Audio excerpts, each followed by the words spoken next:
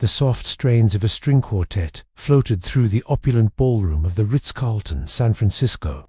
Crystal chandeliers spilled golden light onto marble floors, and laughter chimed like glassware in the hands of impeccably dressed guests. The scent of roses from towering floral arrangements clung to the air, mingling with the faint notes of expensive cologne and champagne. Sophie Martinez felt utterly out of place, standing near the edge of the room. She smoothed the skirt of her mustard yellow dress, the only semi-formal garment in her closet that didn't scream thrift store clearance.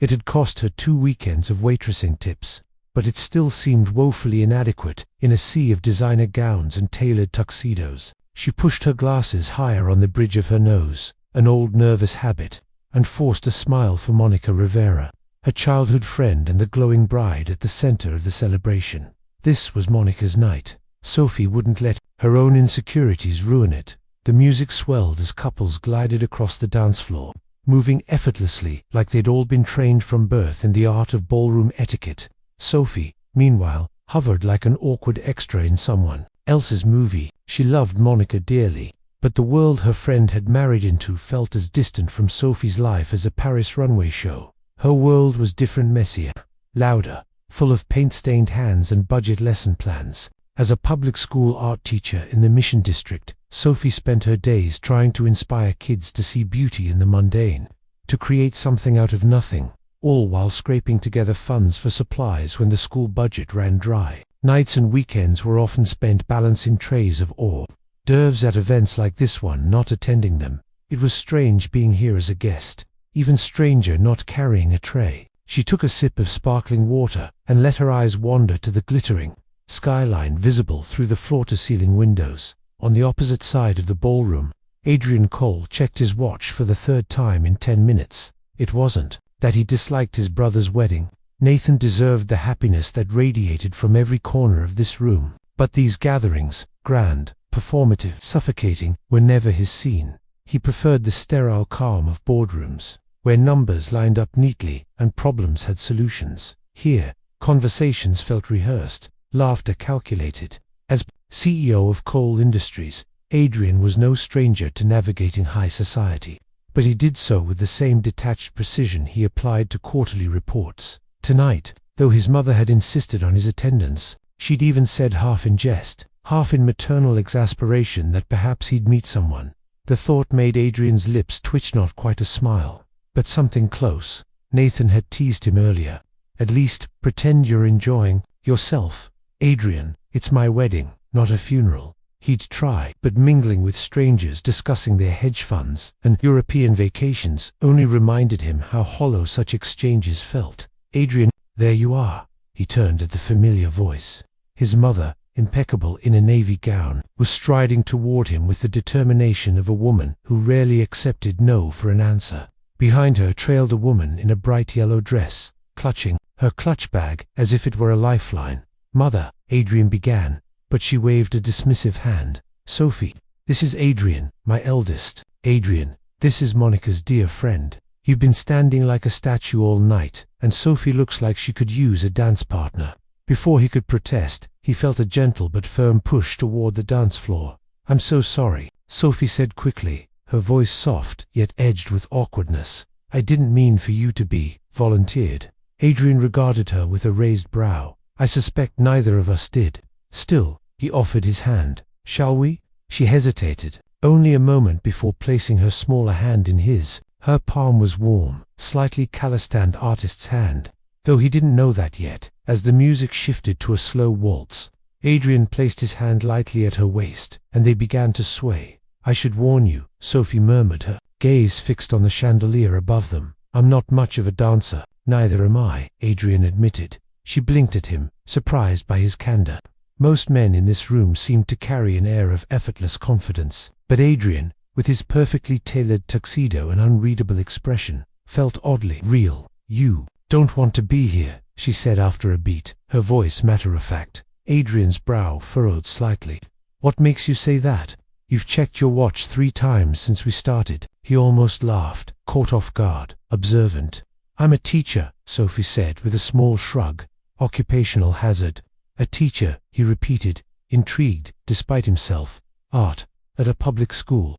Not exactly glamorous, but I love it. Adrian found himself genuinely curious. Why art? Because it teaches people to see the world differently, to notice details, like someone fidgeting with his cufflink because he'd rather be anywhere else. His gaze snapped to her in surprise. This woman, this stranger, had disarmed him with simple honesty. You're not wrong, Adrian said finally. Crowds aren't my forte. Mine neither, Sophie admitted. I'd rather be covered in paint, helping my students finish their murals. The image of her in a paint-splattered smock made Adrian's lips twitch again. She prompted. What do you do? Business, he said vaguely. Family, company. She tilted her head. Let me guess. Something that requires that serious expression and a lot of spreadsheets. That startled a low chuckle from him. Something like that. For the first time that evening, Adrian felt a flicker of ease. No one here had spoken to him like this in years without pretense or expectation. When the song ended, Sophie stepped back. Thank you for the dance, she said, pushing her glasses up again. You're free to return to your spreadsheets. Adrian stood there as she disappeared into the crowd, her yellow dress a bright streak in the dim light. She hadn't asked for his number. She hadn't tried to impress him or even linger. He told himself it was nothing, just a dance. But as he returned to his spot near the bar, he realized he was still thinking about Hertha, where her eyes had crinkled when she smiled, the way she spoke like she had nothing to lose. For the rest of the evening, Adrian found himself scanning the crowd for flashes of yellow, wondering why a single dance felt like the beginning of something he couldn't name. 3 nights later, Adrian Cole sat alone in his penthouse, staring at the San Francisco skyline. The city shimmered below him, restless and alive, but his own world remained maddeningly still. His glass of whiskey was untouched on the table. He'd spent the evening reviewing acquisition proposals, but his mind refused to settle on the words or numbers. Instead, it kept circling back to a pair of kind brown eyes behind thick glasses and a mustard yellow dress that stood out in a ballroom, full of muted luxury. It was ridiculous. He didn't even know her Sophie Martinez. All he had was a first name, a profession, and the faint echo of her laughter as she'd slipped away from him after their awkward dance. She hadn't been like anyone he'd met at these events. She hadn't been interested in impressing him, hadn't even asked what he did, and now, days later, she was lodged stubbornly in his thoughts. He pulled his laptop toward him, telling himself it was nothing more than curiosity, a harmless impulse, a Google search. Sophie Martinez, San Francisco, art teacher. Dozens of results came up, but one in particular caught his eye. Professional Instagram account, showcasing her students' artwork. Murals, watercolors, bright clay sculptures, vibrant and imperfectly beautiful. Sophie appeared in several photos, smiling broadly, paint smudged on her hands or sleeves. There was an undeniable warmth in those images, a sense of purpose. He felt something tighten in his chest. This was absurd. He wasn't the type to get distracted by strangers. He was Adrian Cole, decisive, controlled, rational, the kind of man who measured his days in meetings and deadlines, not moments of whimsy. And yet, his fingers hovered over the keyboard before he could stop himself. He sent a message. I enjoyed our dance at Monica's wedding. Would you like to meet for coffee sometime? The second he hit send, a wave of regret crashed over him. What was he thinking? Someone like Sophie probably had a boyfriend. She probably thought he was just another rich man who assumed his wealth could buy him company. He set the phone down and pushed it away as though it had betrayed him. 10 minutes later, the screen lit up. Adrian Cole, the guy who looked like he'd rather be at a root canal than on the dance floor. That's surprising. A startled laugh escaped his throat. He deserved that. He deserved worse. I am that guy, he replied. But I also meant it. Would you consider meeting for coffee? 3 dots appeared, disappeared, then appeared again. Why? The simplicity of the question disarmed him. He could have crafted a polite answer, could have said something about enjoying her company or wanting to support her work. But he typed the truth. Because I can't stop thinking about our conversation. It was the only real one I had all night. A pause. Then, there is a small cafe on Valencia Street, Lunas, Saturday, 10 a.m. I have papers to grade, so I can't stay long. Adrian stared at the screen, uncharacteristically unsure of himself. I'll be there, he wrote. Saturday morning, Sophie arrived at Luna's 15 minutes early. The cafe was small, warm, the kind of place with mismatched chairs and chalkboard menus. She tucked herself into a corner table, fidgeting with her mug of chai latte. Why had she agreed to this? She'd spent most of Friday night debating what to wear before settling on jeans and a loose blouse. Nothing fancy. She wasn't about to pretend to be someone she wasn't. Even for Adrian Cole, she spotted him immediately when he walked in. It was impossible not to. He looked out of place in his tailored casual clothes, like a man used to moving through spaces much larger and grander than this. But there was no hint of corporate swagger. If anything, he looked uncertain. "You came," Sophie said, as he approached. "Did you think I wouldn't?" he asked, sliding into the seat across from her. "People like you usually have assistants cancel at the last minute. People like me. Rich guys who send impulsive messages and then remember they have better things to do." He raised an eyebrow, genuinely surprised. "Is that what you think of me?" Sophie hesitated, then shrugged. "I don't know what to think of you. That's why I'm here." Their drinks arrived, black coffee for him, chai latte for her. Sophie took a sip, letting the silence stretch between them. "So," she said finally, "tell me why you're really here. You don't strike me as the kind of man who randomly asks women out for coffee." Adrian leaned back, studying her. "Maybe I'm not, but maybe I should be." She arched an eyebrow. "That's not an answer." He smiled faintly. "Fair enough. I'm here because when I spoke to you the other night, it felt different. Most people I meet want something from an investment, a favor, a connection. You didn't. You were just yourself." Sophie looked down at her latte, caught off guard by his honesty. "Being myself isn't usually enough for people like you." "It's more than enough for me." She shook her head slightly, unsure how to respond. Their conversation drifted to safer topics: her students, his vague references to work. He spoke little about coal industries, only admitting that it was a family company and that expectations had steered his entire life. Sophie shared stories of her students, her voice lighting up as she described their projects and how art gave them an escape from the challenges of their neighborhoods. "Is that why you teach?" Adrian asked. "My parents worked multiple jobs to give me opportunities they never had," Sophie said softly. "My dad always told me education was the one thing no one could take away from you." Her expression darkened slightly as she added, "Though some people tried to take everything else." Before Adrian could ask, she waved it off and changed the subject. "What about you? Did you always want to run the family business?" "I never considered another option," he admitted. "It was expected, and if it wasn't," the question caught him off guard. "I don't know. Maybe architecture. I used to sketch buildings as a kid." Sophie smiled. "So there is a creative person under that serious exterior." He chuckled. "Maybe, buried deep." 1 hour turned into 2. Sophie's stack of ungraded papers sat untouched in her bag. When they finally stood to leave, Adrian asked, "Would you let me see where you work?" "The school. The art room." Sophie hesitated, then nodded. "It's open today for a weekend art program, but don't expect luxury. It's nothing like your world." "Maybe that's exactly why I should see it." The public school was a stark contrast to the Ritz-Carlton ballroom or Adrian's sleek offices. Faded paint, outdated furniture, but walls alive with color student murals, collages, clay masks. "This is my world," Sophie said, leading him into her classroom. A few students looked up curiously as Adrian entered. "This is Mr. Cole," Sophie told them. "He's visiting today." A little girl with braids held up her painting shyly. "Miss Martinez, I finished the sunset." Sophie knelt down, examining it with genuine admiration. "Maria, this is beautiful. Look how the orange blends into the purple."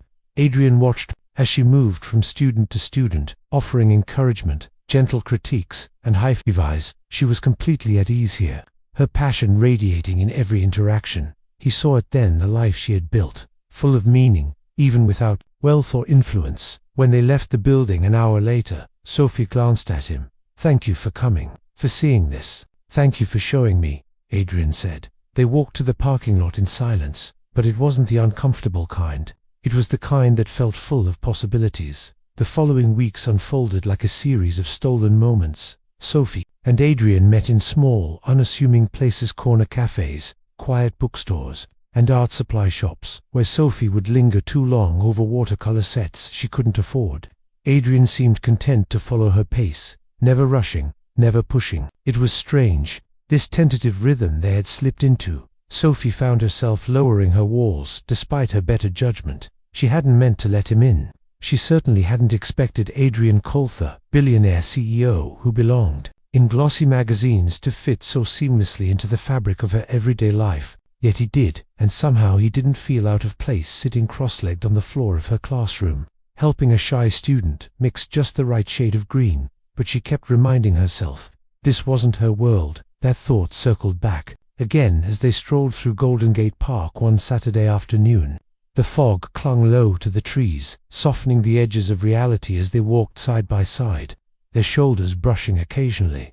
You seem quieter today, Adrian observed, glancing at her. Sophie tucked her hands into her coat pockets. Just thinking about how easily you've stepped into all this. She gestured vaguely to the park around them, though she meant more than that. It feels fragile, like it could vanish if I look at it too closely. Adrian slowed his steps. You're not the only one who feels that way. I keep thinking about how different our lives are. The people I spend my days with, they don't see the world the way you do. Maybe I never did either. Not until now. Sophie met his eyes. There was a softness there she hadn't noticed before. A man unlearning the armor he had worn so long. Before she could respond, her phone buzzed in her pocket. She ignored it. She didn't want to break the spell of this quiet moment. But the screen lit up again with a second notification. Go ahead, Adrian said gently. It was Alina. Reminder, school fundraiser this Tuesday. Parents meeting at 6 p.m. Sophie sighed. I almost forgot. We're trying to save the art program from budget cuts again. Another uphill battle. I'll come, Adrian said, without hesitation. You don't have to. I want to. I want to see more of your world. Tuesday evening, the school auditorium buzzed with nervous energy. Parents clustered in small groups, some supportive, others skeptical about the worth of art programs in tight budgets. Sophie stood near the podium, clutching her notes, silently rehearsing her appeal for funding. Adrian arrived midway through, dressed down in a simple sweater and dark jeans, yet heads turned as he entered. He nodded politely at the stairs, but kept his attention fixed on Sophie. Her heart stuttered in her chest. He was here. After her presentation delivered with a trembling voice but steady convictions, Sophie stayed to mingle, offering reassurances to concerned parents and answering questions. She was pouring a cup of coffee when she heard the whisper. That's Adrian Cole, isn't it? She froze. Two parents stood nearby, their voices low but not low enough. The one who took over Cole Industries. Yes, you remember that whole mess 10 years ago, when they bought out smaller companies and gutted half the businesses in the Mission District. Sophie's hands shook, hot coffee sloshing dangerously close to her fingers. My husband lost his job because of them. The second parent continued bitterly. They ruined a lot of families, even the Martinezes, I think. Wasn't Sophie's father caught up in that?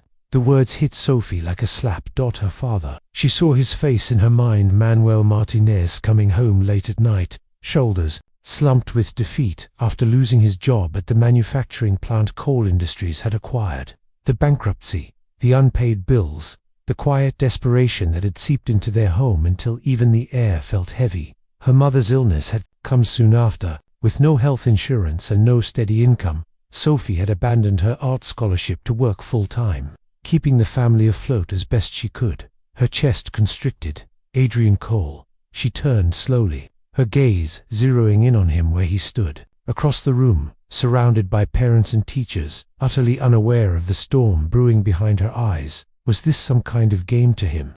Her feet moved before her mind caught up. She crossed the room in a blur, her voice tight with barely contained anger. You knew. Adrian looked up, startled. Sophie, what? Cole Industries, she hissed, her voice shaking.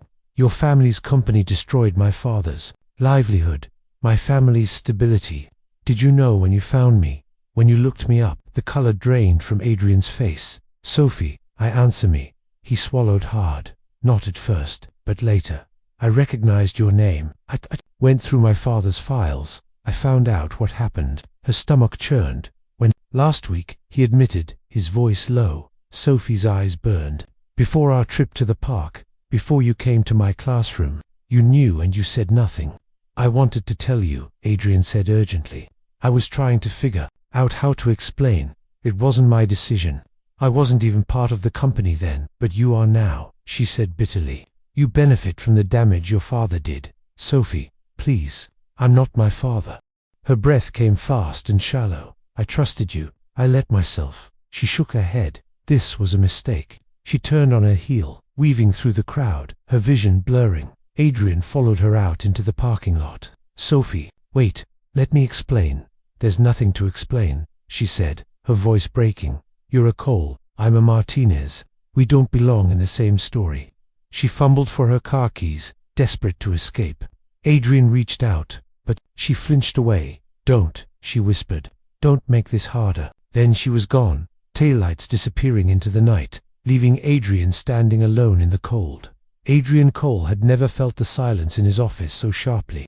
It pressed against him like a physical weight as he sat behind his mahogany desk, staring blankly at the acquisition files spread before him. Outside, the San Francisco skyline gleamed under the winter sun, but he barely noticed. His mind was elsewhere, trapped in the memory of Sophie's tear-streaked face as she had walked away from him 3 nights ago. It wasn't supposed to be like this. He had wanted time to find the right words, to frame the truth in a way that wouldn't destroy what they were beginning to build.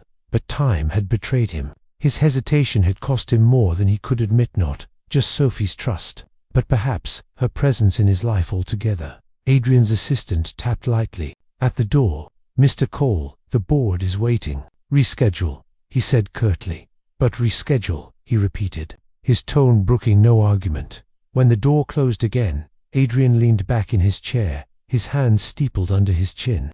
For the first time in his career, he couldn't bring himself to care about quarterly reports or shareholder demands. Numbers felt hollow when the one person who had made him feel alive again now wouldn't even answer his calls. The past 3 days had been a blur of failed attempts, texts left unread, calls that went straight to voicemail. He had even driven past Sophie's apartment once, though he hadn't allowed himself to get out. He couldn't blame her for the silence. He had betrayed her trust, not by action but by omission, and that was enough. But sitting idly wasn't in Adrian's nature. If he couldn't speak to Sophie, maybe he could start by speaking to the one person whose opinion she valued most. Carmen Martinez opened her front door with wary eyes. She was shorter than Sophie but carried the same quiet strength in her posture, the same expressive brown eyes that seemed to see right through a person. Mr. Cole, she said, her voice cool, the name falling from her lips like a challenge. I recognized you the moment I saw you on my porch. You look too much like your father. Adrian flinched. He had prepared for hostility, but not for her words to land like a knife. Mrs. Martinez, he began, keeping his voice low and steady. I know I'm probably the last person you want to see, but I'm here because I owe you and your family an apology. Carmen folded her arms, her gaze unyielding. An apology doesn't bring back 30 years of my husband's hard work. It doesn't erase the nights he came home, broken and silent, or the years Sophie worked 2 jobs to keep us afloat. I know, Adrian said quietly. I've spent the last 3 days combing through Cole Industries records from that time. The tactics used, they were legal, but unethical, ruthless. My father's decisions, your family's decisions, Carmen corrected sharply. He didn't argue. My family's decisions hurt people, hurt this community. I can't undo what's been done, but I can try to make amends. From his coat pocket, he pulled an envelope. This is a restitution check. It reflects what your husband was owed at the time, with interest. It's not from Cole Industries. It's from me. Carmen glanced at the envelope, but didn't take it. You think a check fixes what your father broke? She asked. Adrian shook his head. No, but it's a start. Sophie deserves better than the legacy my family left behind. So does this community. For a long moment, Carmen said nothing. Then, with a sigh, she gestured toward the living room. You'd better come in. I don't like arguing on my doorstep. Inside, Carmen listened silently as Adrian outlined his plans, community investments, grants for local businesses still recovering from the acquisitions, anonymous donations to schools, clinics, and arts programs, places that had been left hollow after Cole Industries had swept through like a storm. This isn't about buying forgiveness, Adrian said. I know I may never have that, but I can change what comes next. Carmen studied him, her expression unreadable. Sophie told me you were different. I didn't believe her.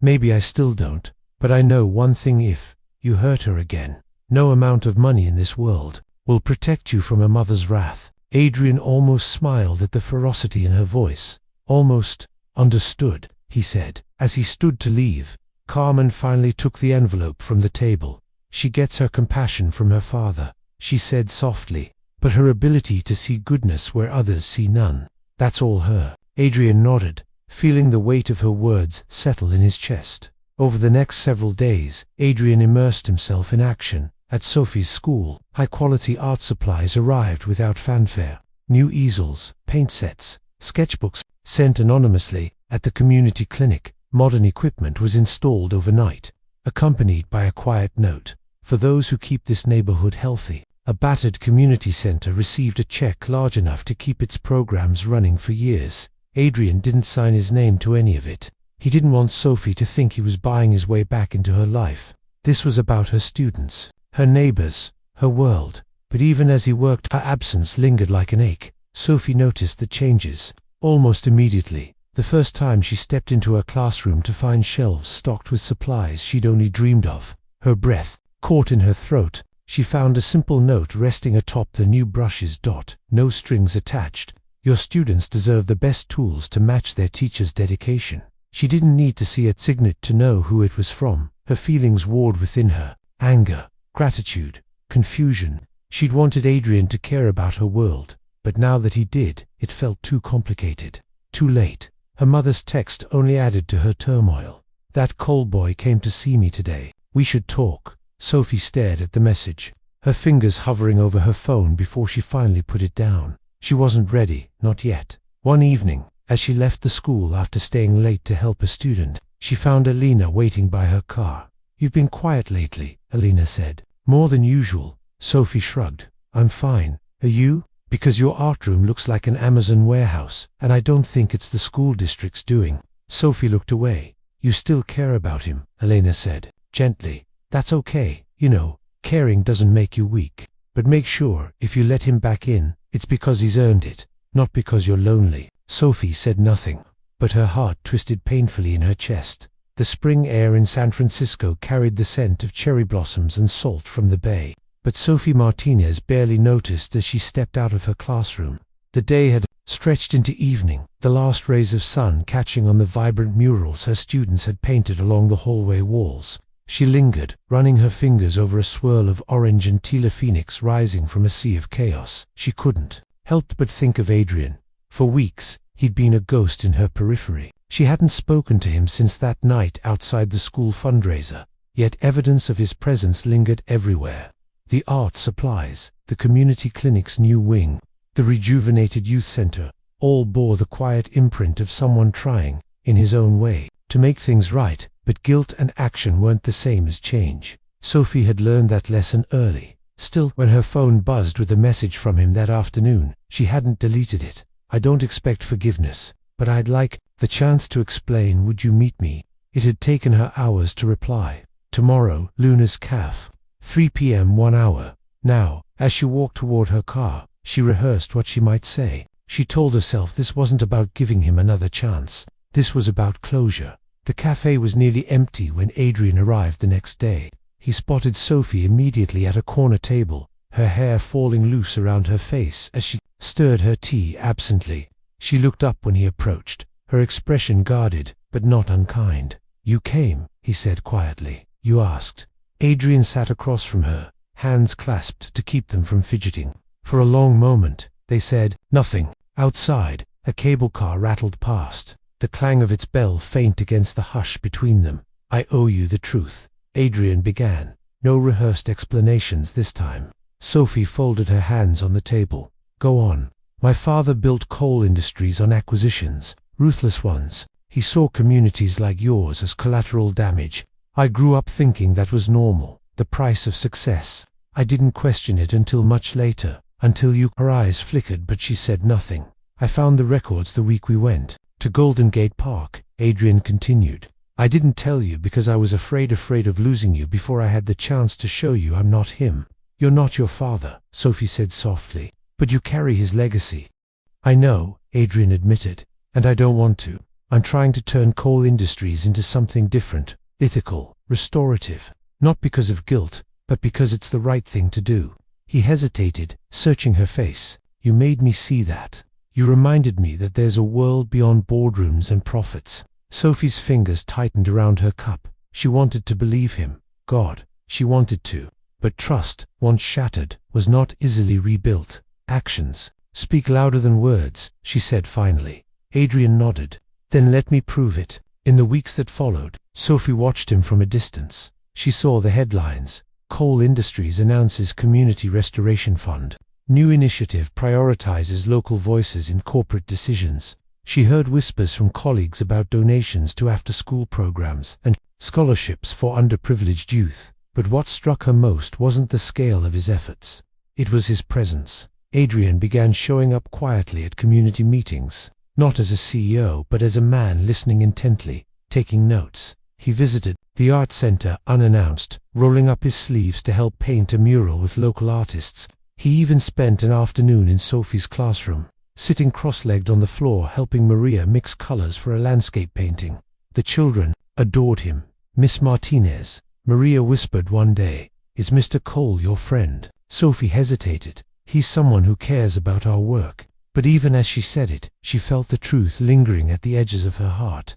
One evening, Sophie found herself standing outside Cole Industries' glass tower downtown. She hadn't planned to be here, but something had pulled her after an art supply run. Inside, the lobby was hushed, all polished marble and minimalist decor. A receptionist greeted her warmly and ushered her upstairs. Adrian's office was nothing like she expected. Yes, it was sleek and expansive, but the bookshelves held not only business volumes but architecture sketches and framed photographs of community murals. A potted plant thrived by the window. He looked up from his desk, surprise flashing across his face before softening into something warmer. "Sophie, I didn't come for a tour," she said quickly. "I came to see if what I've been hearing is true." Adrian gestured for her to sit, and Sophie studied him the way his tie was loosened, his sleeves rolled up, the faint paint smudge still clinging to his wrist. He seemed different here, less like a figurehead, more like a man trying to change the shape of his world.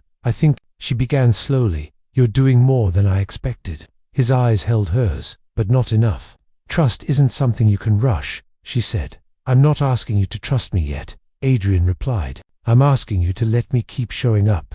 For you, for this city." Sophie exhaled. "This isn't easy for me, I know, and I'm not asking for easy. I'm asking for honest." For the first time in weeks, she smiled, just faintly. "Then, be honest. What do you really want?" Adrian leaned forward, his voice steady. "I want to be part of your world, not to change you, not to fix you, just to stand beside you." The next afternoon, they walked together through Mission District. Sophie pointed out her favorite small galleries, hidden cafes, and murals, painted by her students. "This is where I feel at home," she said. "I can see why," Adrian replied. "It's vibrant, alive. I never realized how much I'd been missing." As they passed a community art studio, Sophie noticed Adrian pausing to admire a sculpture of a mother and child. "You know," she teased gently, "I still don't know if you can actually draw." Adrian smiled. "Maybe you'll let me join one of your classes someday." "Maybe," she said, her voice lighter than it had been in months. And in that moment, she felt the fragile beginnings of something taking root. Not forgiveness, not yet, but the possibility of a future where their worlds didn't have to collide but could. Maybe coexist. The first time Adrian returned to Sophie's classroom after their fragile truce, he came without fanfare, wearing a plain grey sweater and jeans instead of the tailored armor she had grown used to. The children greeted him with shy curiosity, their whispers floating across the room like falling leaves. "That's Mr. Cole," Maria whispered loudly to a classmate, her wide eyes fixed on him as though he were a character from one of their storybooks. Sophie arched a brow. "Are you sure you're ready for this? Teaching kids to blend colors is a lot different from merging companies." Adrian smiled faintly.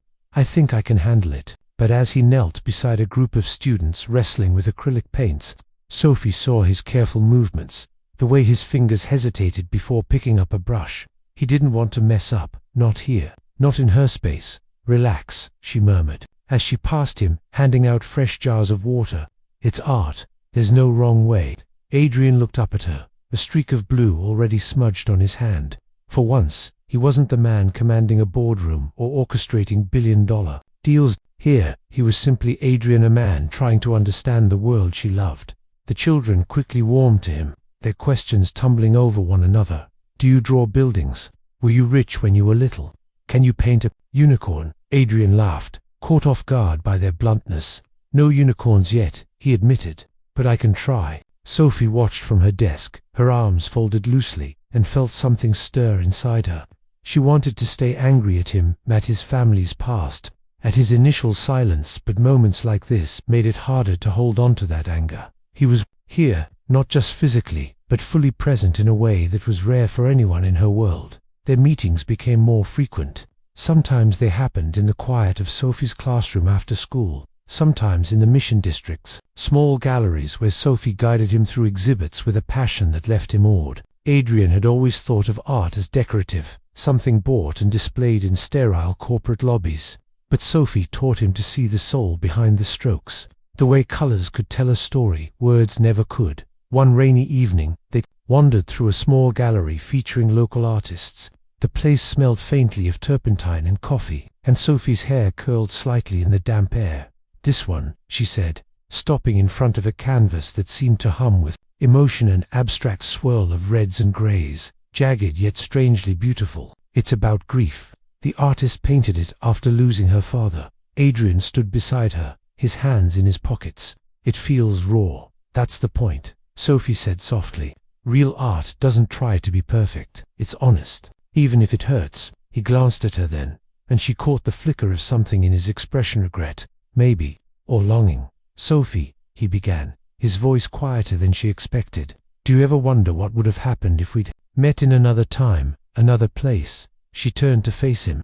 You mean if you hadn't been born into your world, and I into mine? Yes, I don't know, she admitted. But we don't get to rewrite the past. We only get to decide what we do with what's left. Adrian nodded slowly, and in that silence between them, something fragile but real seemed to take root. The next weekend, Sophie found herself in an unfamiliar setting, Adrian's penthouse. She had agreed, reluctantly, to come over after he insisted he wanted her input on a new community project. But walking into his world still felt like stepping into a different universe. The space was sleek and minimalist, all glass and steel, but she noticed subtle changes. A potted fern stood near the window, a clay sculpture rested on a shelf, and a framed photograph of one of her students' murals hung on the wall. You've redecorated, she observed. I've been trying to make it feel less like a showroom, Adrian said, rubbing the back of his neck. I realized a home should feel lived in. Sophie smiled faintly. It's a start. He led her to a large table where architectural sketches were spread out. This, he said, is the proposal. A community art center in the Mission District, not corporate branded. It would be run by local artists and educators. Sophie's eyes widened as she took in the plans: open studios, exhibition spaces, classrooms, even a small theater. You're serious about this? She asked. Completely, Adrian said, but I don't want it to be my vision. I want it to reflect the community's needs, your needs. Sophie traced a finger over one of the drawings. It's ambitious. So are you. She looked up at him then, and the weight of everything unspoken between them seemed to hang in the air. Adrian, she said carefully, this isn't about winning me over, is it? No, he said, his voice steady. This is about doing the right thing, even if you and I never. He trailed off, unable to finish. Sophie studied him, her heart tugging painfully. We'll see, she said softly. Trust isn't rebuilt in a day. I'll wait as long as it takes. Later, they stood on the balcony, the city lights glittering below. The air was cool, but Sophie didn't feel the chill. Adrian was beside her, his hands resting on the railing as though anchoring himself. Do you still think this is too fragile to last? He asked quietly. Sophie glanced at him. I don't know, but maybe some fragile things are worth protecting. His gaze lingered on her face, and for a moment, Sophie felt the old ache of longing stir again. She didn't move away when his fingers brushed against hers. The Mission District was alive with the hum of conversation and the faint scent of roasted coffee beans drifting from a nearby cafe. Sophie walked beside Adrian through the familiar streets, her shoulder brushing his occasionally. She noticed the way he slowed his pace to match hers, his hands tucked into his jacket pockets. and how his eyes seemed to linger on the vibrant murals splashed across the pish neighborhood walls. It had been months since that first tentative coffee meeting after the fallout. Months of cautious conversations, hesitant invitations, and shared silences that had stretched into something resembling trust. Sophie still guarded her heart, but she couldn't deny how easily he had begun to fit into this world, a world that had once seemed so distant from his own. "You're quiet," Adrian said softly, glancing sideways at her. Sophie tugged at the strap of her bag. "Just thinking about how strange this still feels." She gestured to the street, lined with local galleries and family-run shops. "Having you here, walking these streets, talking about art projects like..." She trailed off. "Like I belong here." Adrian finished for her. Sophie hesitated, then nodded. He smiled faintly. "It doesn't feel strange to me anymore. It feels grounding." Sophie gave a soft laugh, shaking her head. "You say that now. Wait until you've had to help me hang canvases in a community center with a broken air conditioner in August." "I'd do it," Adrian said without hesitation. "I'd do it 100 times if it means I get to see the way your eyes light up when you talk about your students' work." His words lingered between them, heavy with a sincerity that made Sophie's chest tighten. They turned the corner and stopped in front of a vacant lot, overgrown with weeds. Sophie frowned, unsure why Adrian had brought her here. "What is this place?" she asked. Adrian reached into his bag and pulled out a rolled set of architectural drawings. "I wanted you to see this." Sophie took the papers and carefully unrolled them, her eyes widening as she took in the detailed plans. A community art center, modern yet warm, with open studios, exhibition spaces, classrooms, and even a small performance hall. "This is..." She searched for the words. "This is incredible, Adrian." "It's just a concept," he said quickly. "But I don't want it to be mine alone. I want it to be yours, ours, the community's. I want you to help design it, shape it into what the Mission District needs." Sophie traced her fingers over the sketches. "Why?" she asked softly. "Why this? Why now?" "Because I can't change the past," Adrian said, his voice steady. "But I can help create something better for the future. And because I want to be part of that future with you." Sophie's breath caught. She had always known he was earnest, but hearing it spoken so plainly felt different. "This isn't about making up for what your family did?" she asked cautiously. Adrian shook his head. "No, this is about using what I've been given, this platform, these resources, to do something meaningful. Not for absolution, for impact." Sophie looked at him, her chest tightening with conflicting emotions. She wanted to believe him. She wanted to believe that people could change, that Adrian wasn't just rewriting his narrative to ease his conscience, but genuinely transforming. She took a deep breath. "You'll have to fight for this.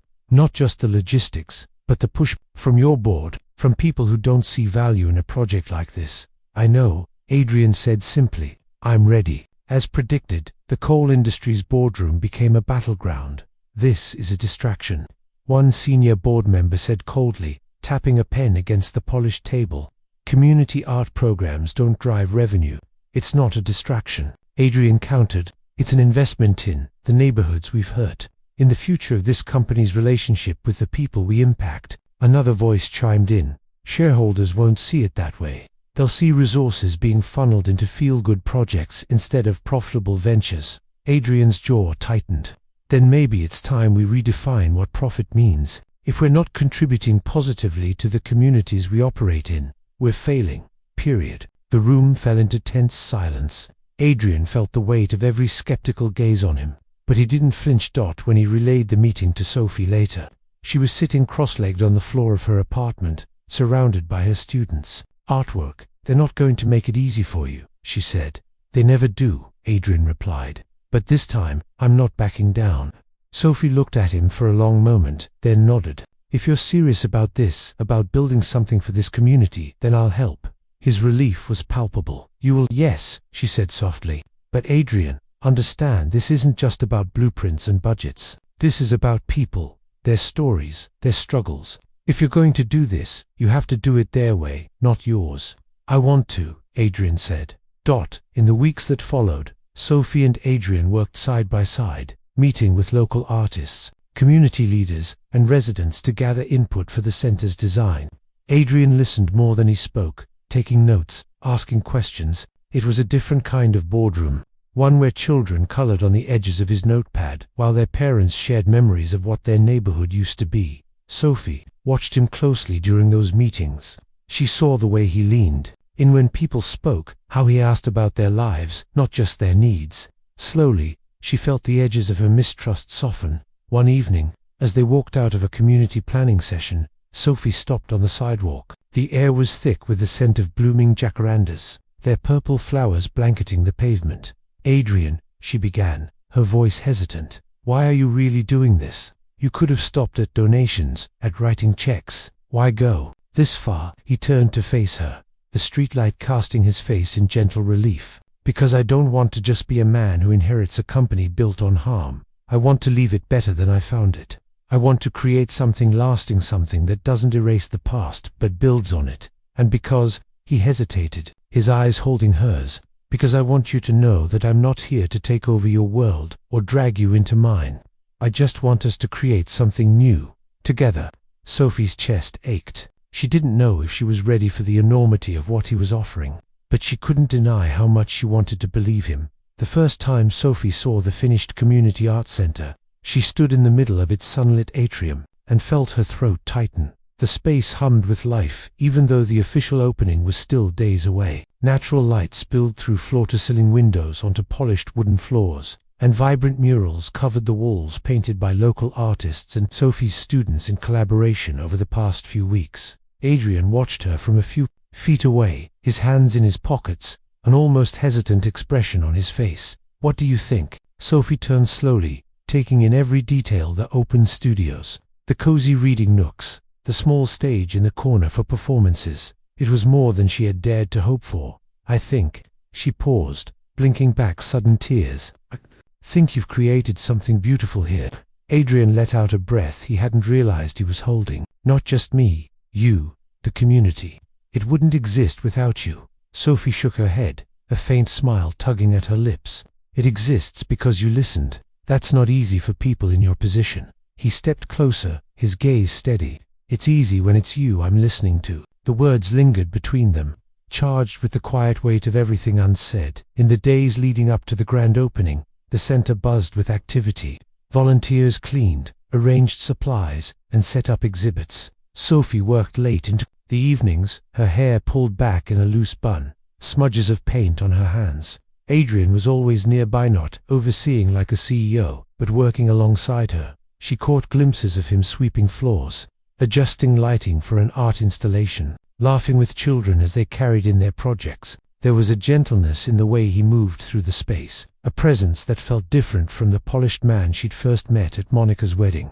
One night, after the volunteers had left and the center was quiet, Sophie sat cross-legged on the floor of the main gallery, surrounded by student artwork. Adrian came in carrying 2 steaming mugs of tea. "You've been here for 12 hours, he said, handing her one. "Even artists need sleep." "I know," she said softly, "but I can't help it.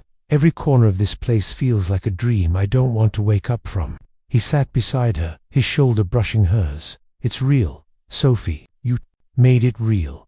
She glanced at him, her expression thoughtful. "So did you." For a long moment, neither of them spoke. The gallery lights cast a warm glow over the paintings around them, portraits of resilience, landscapes of hope. "Adrian," Sophie said finally, her voice barely above a whisper, "I was so sure our worlds could never align, that one of us would always have to give up too much. And now," he asked gently. "Now," she hesitated, "now I see there's a way forward, but only if we keep meeting each other halfway." Adrian reached for her hand, his touch tentative but sure. "That's all I want. To build something not just here, but with you." Sophie looked down at their joined hands. She could feel the fear still flickering in her chest, but beneath it was something stronger, a fragile, stubborn hope. The grand opening of the Cole Martinez Community Arts Center drew a crowd that spilled out onto the sidewalks. Families wandered through the galleries. Children darted in and out of studios clutching paintbrushes, and local musicians performed in the small theater. Sophie moved through the crowd, her blue dress simple yet elegant, her face alight with quiet pride. Everywhere she turned, she saw the community she loved coming alive in this space. She found Adrian near the main entrance, his sleeves rolled up, laughing with a group of volunteers. He looked up as she approached, and for a moment the noise of the crowd seemed to fade around them. "You did it," she said softly. "We did it," Adrian corrected, his smile warm and unguarded. They stood there together, watching as Maria proudly showed her parents her painting hanging in the gallery. It wasn't perfect, none of the pieces were, but that was the beauty of it. This place wasn't about perfection. It was about expression, about belonging. Later that evening, after the last guests had left and the lights had dimmed, Sophie and Adrian lingered in the empty gallery. "This space feels different without all the people," Sophie said. Her voice hushed.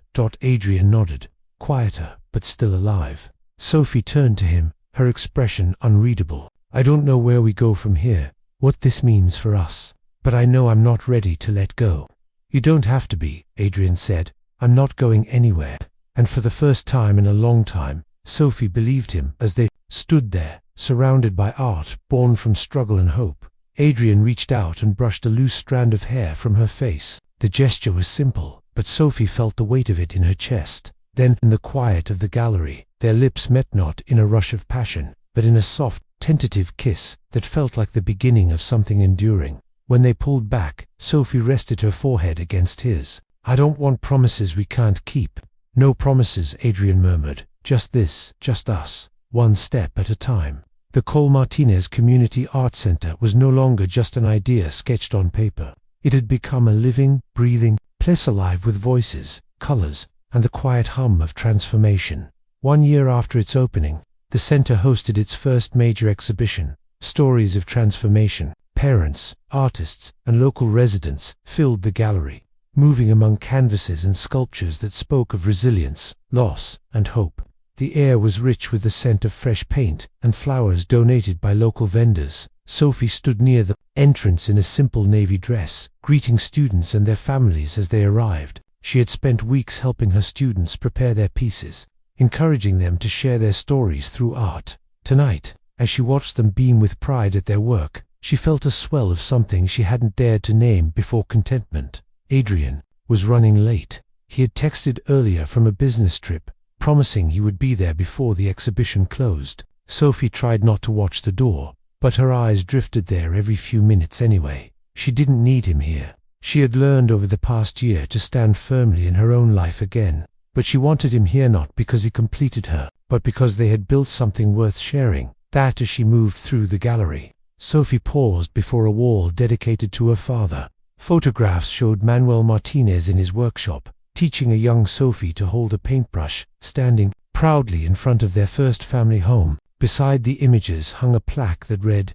"In honor of Manuel Martinez, who taught us that true wealth lies in creating beauty from whatever materials life gives us." The words had been Adrian's idea. Sophie ran her fingers lightly over the plaque, feeling a tightness in her throat. She hadn't known she needed this space, where her father's memory could live on, not as a story of loss, but as a seed of renewal.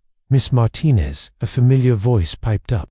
Sophie turned to see Maria, now in middle school, her eyes shining with excitement. "People are asking about buying my painting. What do I do?" Sophie smiled warmly. "You set your price. Your art has value, Maria. Don't let anyone tell you otherwise." Maria beamed and darted off to speak with a group of interested parents. Sophie was speaking with another student when she felt a shift in the room, a quiet ripple of energy. She turned toward the entrance just as Adrian stepped inside, his dark suit slightly rumpled from travel, his expression softening the instant his eyes found hers. "You made it," she said as he approached. "I wouldn't miss this for anything," Adrian replied. They stood together for a moment, taking in the bustling gallery around them. "This is amazing, Sophie," he said finally. "You did all this?" "We did," she corrected him gently. "This place exists because you believed in what it could be." "No," Adrian said, shaking his head. "It exists because you showed me what mattered." As the evening wound down and the crowd began to thin, Sophie found herself beside Adrian in front of one particular sculpture, a wooden dancer with oversized glasses and braces, mid-twirl in a mustard yellow dress. One of her students had created it. Sophie laughed softly. "That's not subtle. It's perfect," Adrian said, his voice low. "She told me it was inspired by a story I once shared about meeting a girl who changed everything." Sophie turned to look at him. "You've changed too, Adrian. I see it in how you show up here, in how you've changed Cole Industries. But most of all, I see it in how you've changed for yourself. I had a good teacher, Adrian said. They walked outside together into the cool evening air, the glow of the gallery spilling onto the sidewalk. Sophie stopped under a street lamp, the light catching the edges of her hair. I need to ask you something, she said softly. Something I've been afraid to ask. Anything, Adrian replied. What happens next with us? We've spent so much time rebuilding trust, figuring out how to fit into each other's lives. But we're still different, Adrian. I'm still a teacher with student loans. You still run a company that could buy my entire school. Adrian stepped closer, his expression steady. I don't want you to fit into my world, Sophie, and I don't need you to. I want to create a world we both belong to. And if it doesn't work, she asked, then we'll keep trying. That's what this past year has taught Muriel. Love isn't perfect. It's persistent. Weeks later, Sophie found herself at Adrian's penthouse for the first time in months. The space felt warmer and no gone were the cold, impersonal pieces of modern art, replaced by paintings from local artists and photographs of the community center. Sophie handed Adrian a small canvas she'd brought with her. What's this? He asked, unwrapping it. It's the beach where we first kissed, Sophie said, smiling. I thought your walls could use something with a story behind it. Adrian placed the painting carefully on the mantel. It's perfect. They stood together on the balcony, glasses of wine in hand. As the city stretched out before them, I never imagined I'd be here, Sophie admitted. Not in this place. Not with you. I never imagined anyone would see me the way you do, Adrian said. Beyond the name. Beyond the money. Sophie turned to him, her voice quiet but sure. I don't want to lose myself in your world, Adrian. You won't, he said softly. Your strength, your principles there. Why, I fell in love with you. Sophie's breath caught. He hadn't said those words before. You don't have to say anything, Adrian added quickly. I just needed you to know. But Sophie stepped closer, her hand resting on his chest. I love you too, despite everything, because of everything. Adrian pulled her into his arms, holding her like he never wanted to let go.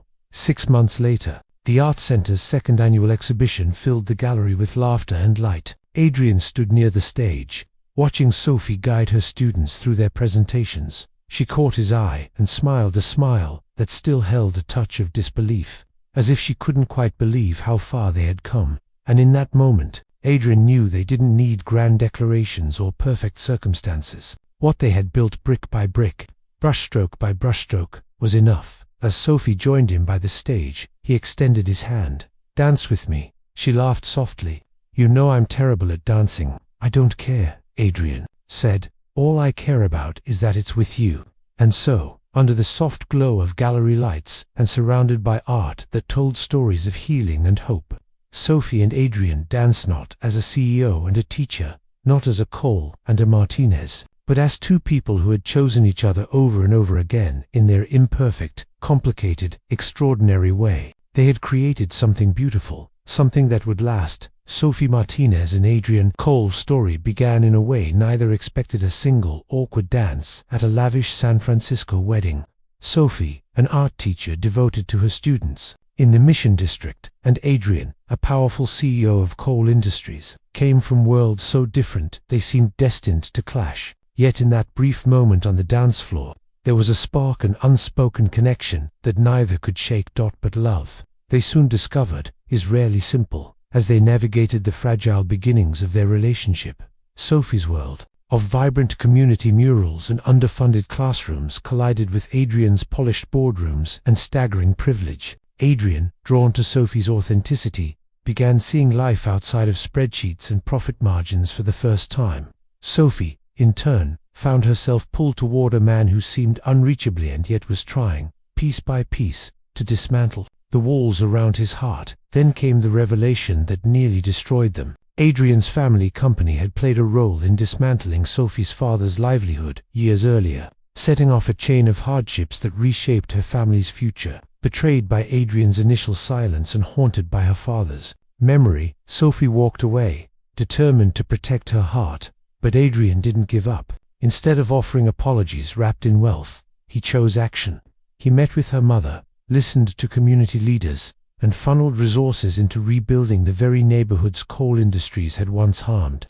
Quietly, he transformed not to win Sophie back, but to become a man worthy of her trust. Slowly, Sophie allowed him back into her life. Their reconciliation wasn't a grand gesture, but a series of small, persistent acts: hanging art in her classroom, attending community meetings, painting murals alongside local artists. Trust, they learned, wasn't rebuilt overnight.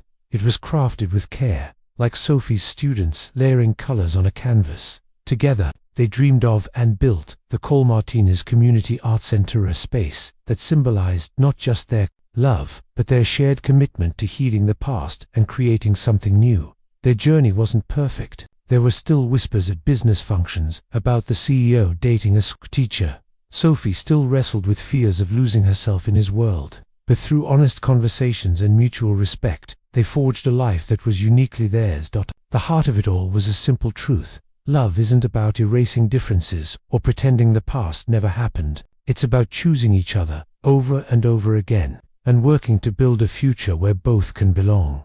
The deeper lesson this story reminds us that true transformation begins with honesty with others and with ourselves. It's easy to avoid responsibility for mistakes, especially those we inherit. But healing comes when we confront hard truths, take action, and choose empathy over pride. Sophie and Adrian's journey shows that love requires more than attraction. It demands patience, courage, and the humility to meet in the middle. It also reminds us that reconciliation is a two-way street. Forgiveness isn't forgetting, it's recognizing someone's effort to change and deciding if you're willing to walk forward together. In our lives, we all carry the weight of past mistakes, our own or others. The question is, how do we use that weight? Do we let it hold us down, or do we turn it into a foundation for growth? Your turn. If you were in Sophie's shoes, could you give Adrian a second chance after what his family's company did? A. Yes, people can change, and actions speak louder than the past. B. No, some wounds run too deep, and trust, once broken, cannot be repaired. Comment your answer A or B below. B. Love to hear your perspective. What about you? Have you ever forgiven someone after a betrayal, or been on the other side, trying to prove you've changed? Share your story in the comments so others can reflect. And if this story moved you, don't forget to subscribe to our channel. Your support helps us bring you more heartfelt stories about love, growth, and second chances.